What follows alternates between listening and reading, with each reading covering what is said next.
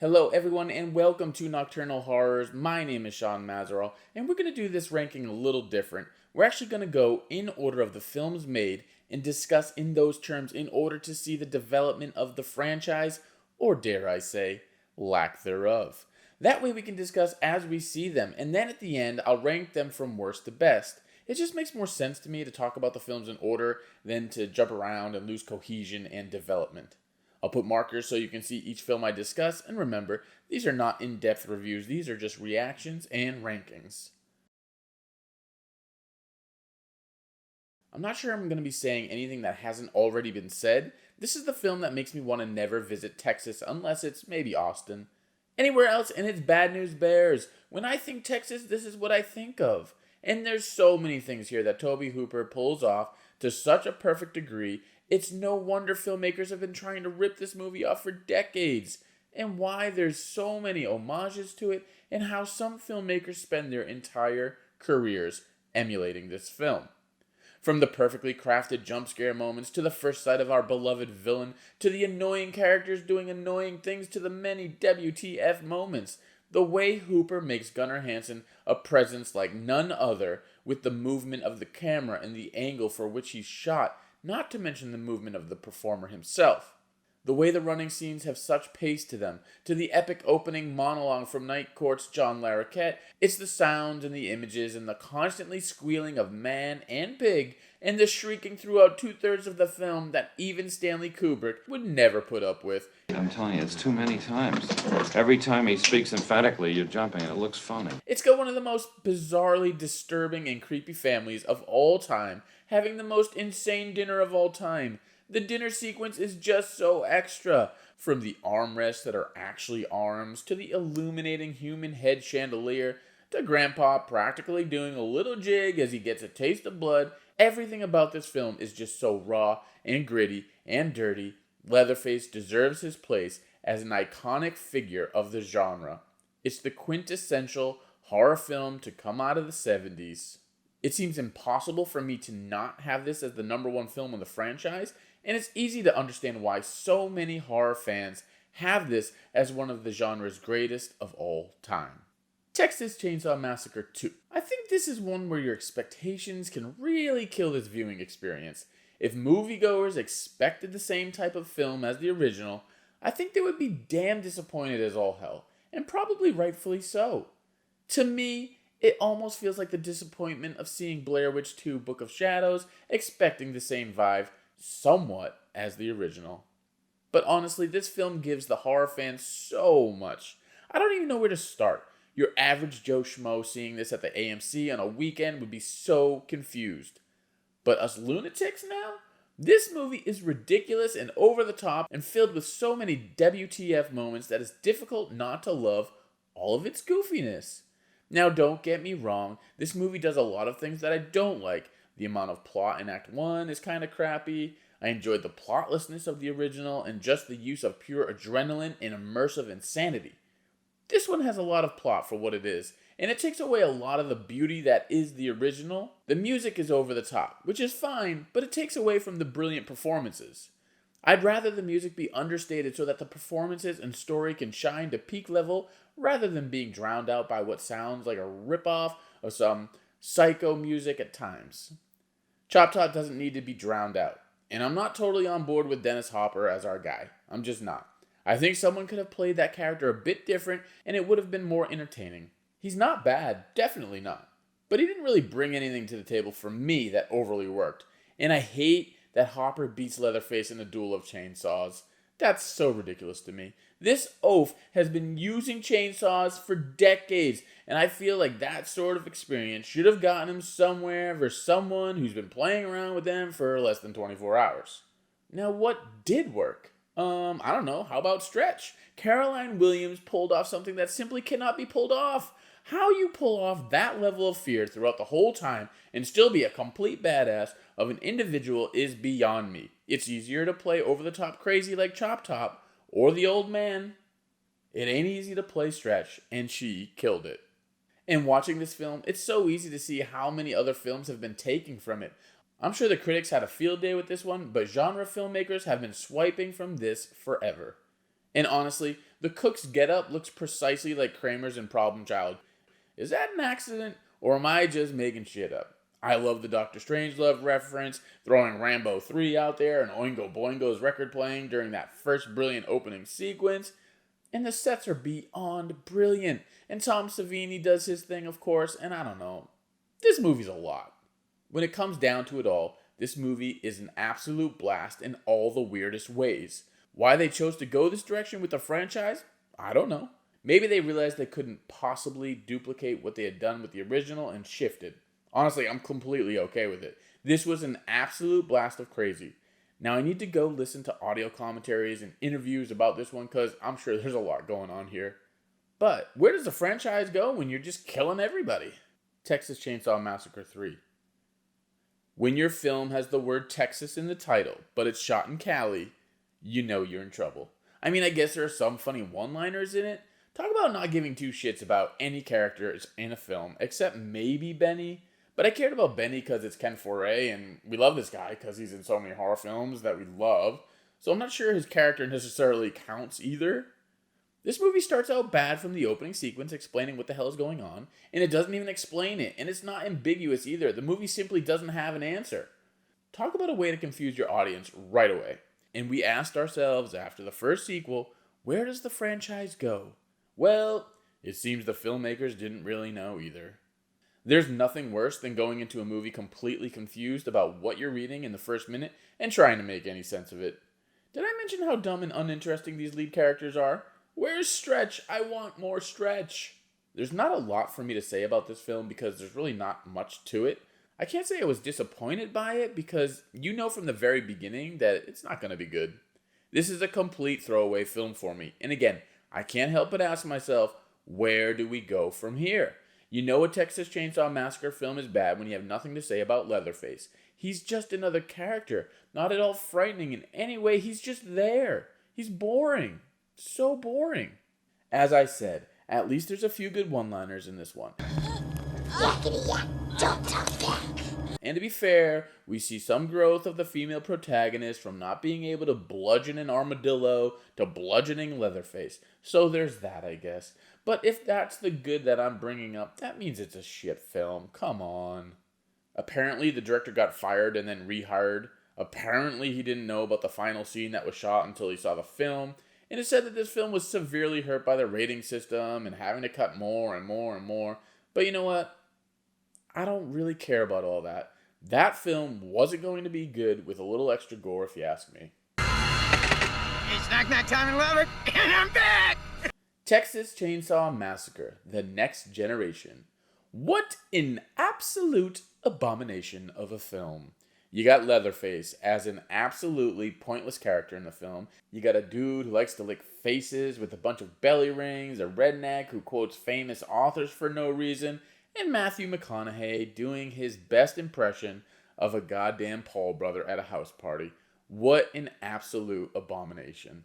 I thought I was confused about the direction this franchise was heading in after the first sequel. I was like, what the hell could possibly happen next? And then shit got even dumber. And then this, whatever this is, came out. At least the third film had some good one-liners and Ken Foray, and at least the second film was so batshit crazy that it was an absolute blast. And then the first is obviously an absolute classic. But this? Like, what is the point of this franchise? Because I honestly don't know anymore. I do want to give Renee Zellweger credit. She was definitely the best part of this. And you know what else? She's a damn good runner. She's athletic and gave a bit of truth in some of her action scenes. But other than that, what an absolute crap film. If ever there was a franchise to reboot at this point, this is the franchise. One where the filmmakers and studios and money backers and the audience says, I don't know what the hell we did to ruin this franchise so bad, but let's just start over for the love of all things holy. As great as the first sequel was, it didn't help itself out in any way. It put the franchise in a corner that it seemed to never be able to get out of. So, on to the reboot, because I don't even know what these films are going for. Are there any connections to the previous films whatsoever anymore, other than quick monologues at the beginning that pretend that there's some sort of connection? And God, how stupid and pointless was the dinner scene in this one, and the fact that it was done by one of the original writers was an equal bummer. Kim Henkel said he purposely wrote the characters as cartoonish. Okay, how'd that work out for you, buddy? Sometimes people think they're so clever, and honestly, it's the exact opposite. Nice job cleverly making your characters stupid. Because that's so hard to do. Like, it's so difficult. Wow, look at you. You don't have to sabotage and ruin your own film for themes. And nobody was killed with a chainsaw. And yeah, they ate pizza after Vigo's comment from the previous one. Like, okay, how clever do you think you are in such a shit movie? And how dare you put some of the actors from the original in this piece of crap? A truly, truly tragic film. Texas Chainsaw Massacre, the reboot. So this one brings Texas Chainsaw Massacre back to a bit of its glory. It's dark and gory, and Leatherface finally becomes a scary presence again, instead of the silliness it was in the previous sequels. I love the actor who plays Leatherface. He's done some great performances in other films as well. I also like some of the added storylines, like the stealing of children, rather than just dicing up and eating humans 24/7. I did find it intriguing that they didn't do the epic dinner sequence, because that has always brought a layer of weirdness. Almost felt like a Psycho remake without the quintessential shower scene. Doesn't affect the movie, but I was interested to see how they would do that scene, and it never happened. I also think they didn't need the face reveal, because honestly, did the audience ever really care what Leatherface looked like? At no point during any of these films did I care. And in this film, the moment happens way too early in the film, and it carries no real weight. It certainly doesn't have what the Michael Myers mask creates. That extreme urge to know and see a face. To see that evil. I just don't need it with Leatherface. Jessica Biel does a great job as the strong female protagonist. Strong, beautiful, quick thinking, but can also sometimes be as distracting as the great Ryan Reynolds' six-pack and extremely low undies in the Amityville Horror remake. Sadly, she doesn't reach any Scream Queen status or anything like that. The writing isn't quite there for her to make it into that tier at all, but she does do quite well trying to save the guys and having a moral compass. It's the reboot that was needed. Glossy in its cinematography, over sweaty and grimy, both this and the original from DP Daniel Pearl, and Michael Bay and team had a good business model making these type of well-crafted genre films before Blumhouse really reinvented that game. But this one feels right. It doesn't reinvent the wheel in any way, nor was that the attempt. But they turned the franchise around and left things open for sequels, unlike the previous ones. Texas Chainsaw Massacre, The Beginning. Went in on this one expecting an origin story of Leatherface, and I felt like we got that for like the first 15 minutes or so, but really, this is an origin story for the new Sheriff Hoyt, aka R. Lee Ermey. Which I guess is fine. It's somewhat interesting to see how he gets this whole chaos going. But let's be real. We have an awful final girl. We have characters we don't give a shit about, and this one seems like a bit of cash grab after the reboot's success. I honestly just don't care, which is why I'm saying so little about this one. It's just whatever. This is the type of slasher gore film of the 2000s that kind of gives the decade a bad taste for a lot of horror fans. It's just another whatever slasher to add to the Rolodex. I was really worried about how bad this one was going to be, and I'm equally frightened about this next one too. I worry it's not going to give us anything interesting. Like, what is it that makes us go and see a Texas Chainsaw Massacre film now? Is Leatherface really that much of a draw?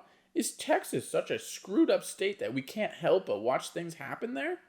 How can a franchise with such incohesiveness continue on? Because right now, I'm ready to jump ship and watch Leprechaun kill a bunch of people for shits and giggles. Texas Chainsaw 3D. When you feel like you've kind of watched nothing but shit the past 4 movies, you'll probably give anything a 3 out of 5 if it's got even just a whimper of enjoyment to it. I was really worried because most times an established franchise pulls a 3D gimmick, you can't help but be skeptical.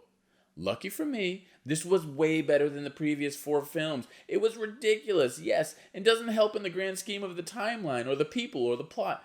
Bill Moseley playing another character was weird, not gonna lie. Homegirl having a long-lost cousin was weird, not gonna lie. The characters are stupid, and why our main lead puts on a shirt and only does up one button is beyond me, but that's okay, because she's brilliant in The White Lotus, which is a must-watch in my book. The characters are dumb, but also dirtbags, so you look forward to seeing their deaths. And finally, we have a Leatherface who seems to kind of make sense. He's scary and angry and actually good with the chainsaw. His face masks actually look pretty damn dark and creepy, and as much as the mansion makes little sense, It's a pretty cool place to have some fun in. My expectations for this one were so damn low that I kinda enjoyed it. I think if I was to randomly watch this Texas Chainsaw Massacre 3D without seeing all the other films within days of each other, then this would have been a much lower score. But the insanity of it all, the douchebag characters, and ridiculous plots and family connections was enough to keep me entertained without worrying about why this franchise still continues to make zero sense whatsoever.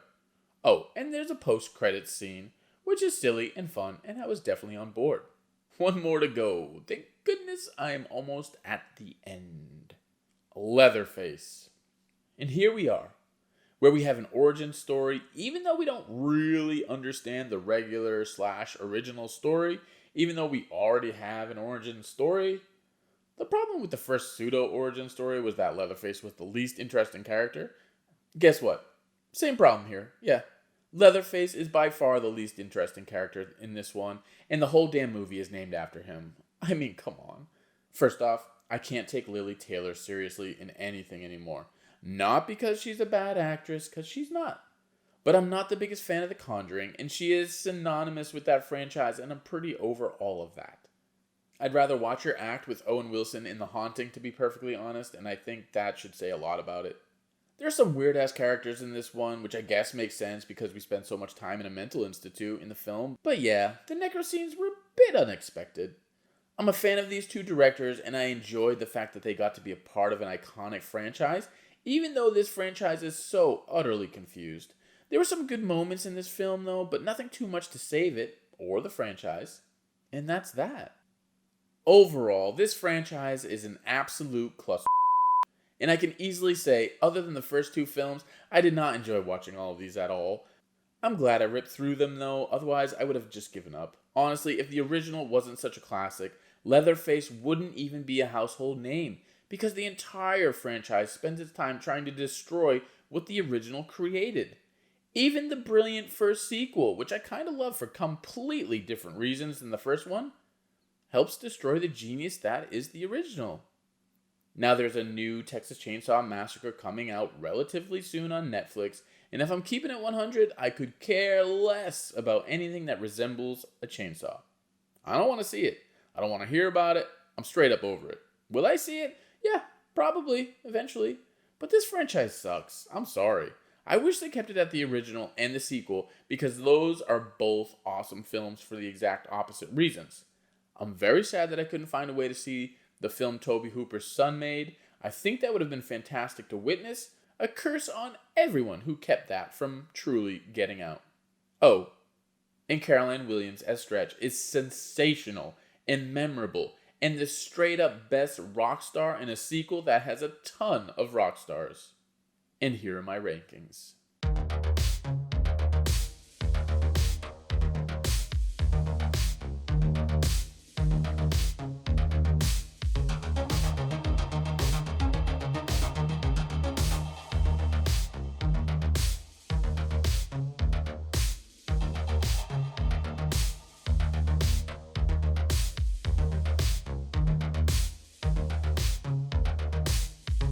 Thank you so much for watching. Please let me know in the comments, what's your favorite Texas Chainsaw Massacre movie?